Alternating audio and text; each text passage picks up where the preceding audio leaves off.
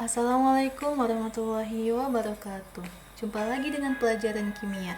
Kali ini kita akan mempelajari tentang konsep mol. Apa ya mol itu? Mari kita perhatikan analogi berikut. Ya, dalam kehidupan sehari-hari, kita sering mendengar satuan jumlah lusin, kodi, rim, dan sebagainya.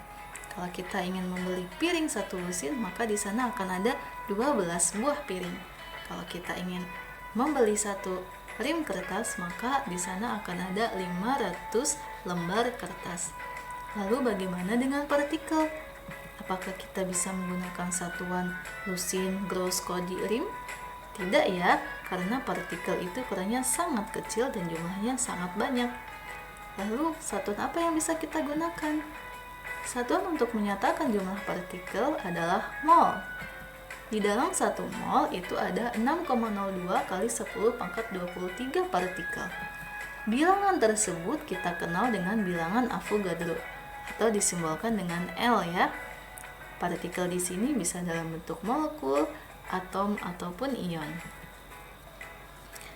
Di sini ada hubungan mol dengan jumlah partikel.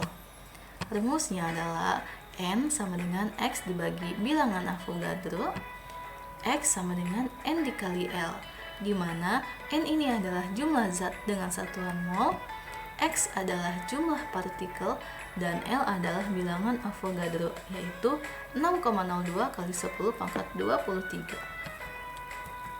Kita simak contoh soal berikut yuk. 1. Hitunglah jumlah partikel dari 5 mol CO2. Cara menjawabnya adalah kita gunakan rumus X sama dengan N dikali bilangan Avogadro. X sama dengan 5 dikali 6,02 kali 10 pangkat 23, di mana X ini adalah jumlah partikel yang akan kita cari dan 5 ini adalah jumlah mol yang sudah diketahui.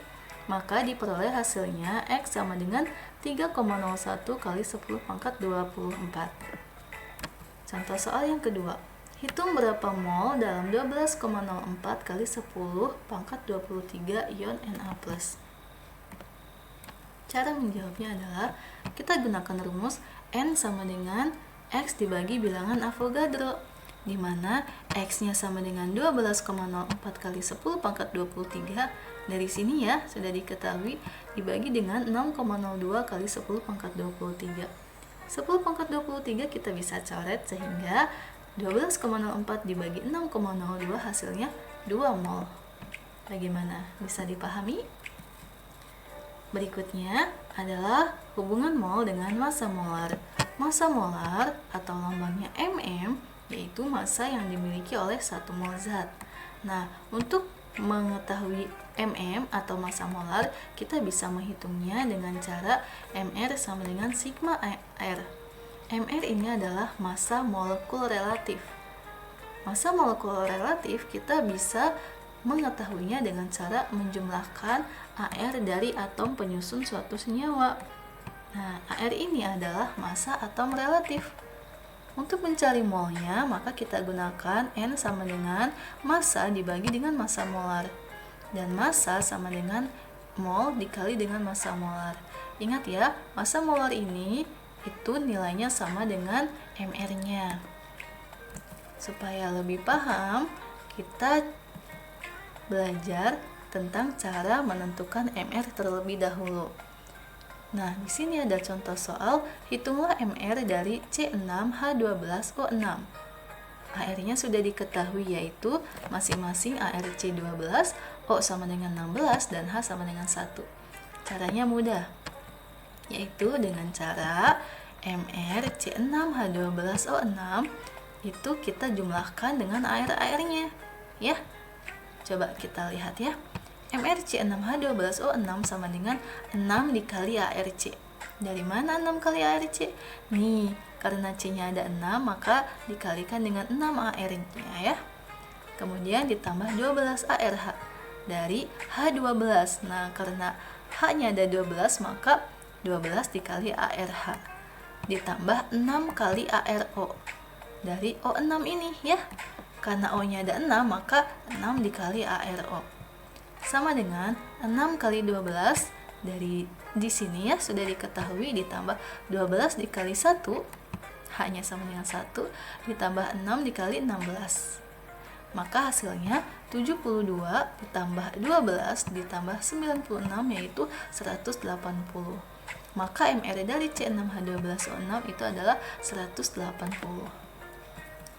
Nah, contoh soal berikutnya, hitunglah massa dari 0,5 mol CaCO3 dengan ArCa40, C12 dan O16. Maka jawabnya adalah kita cari MR-nya terlebih dahulu. Sama seperti cara yang tadi.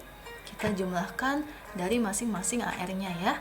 Di sini ada ArCa ditambah dengan ArC ditambah dengan 3 ArO. Maka 40 ditambah 12 ditambah 3 kali 16 hasilnya yaitu 100. Nah, ini MR-nya ya. Untuk mm atau massa molar yaitu sama nilainya yaitu 100 dengan satuan gram per mol ya. Dan karena yang diinginkan atau yang ingin diketahui adalah massanya, kita cari dengan rumus massa dikali mol dikali massa molar sama dengan 0,5 mol dikali 100 gram per mol. Nah, hasilnya yaitu 50 gram. Contoh soal kedua, hitunglah mol dari 5,4 gram H2O dengan AR adalah H sama dengan 1, O sama dengan 16. Cara menjawabnya adalah kita hitung MR-nya terlebih dahulu, yaitu dengan cara menjumlahkan dari ARH dan O-nya ya.